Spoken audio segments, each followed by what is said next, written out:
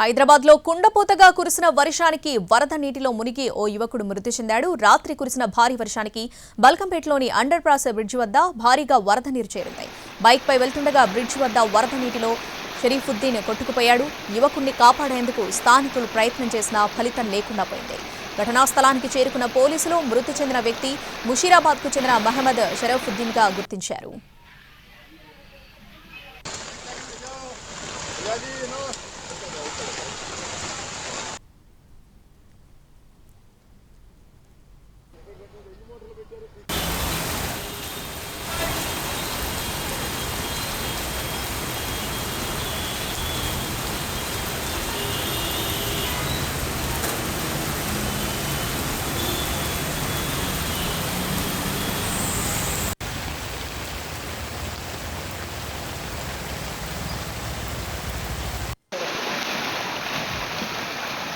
ये लो रहा भाई।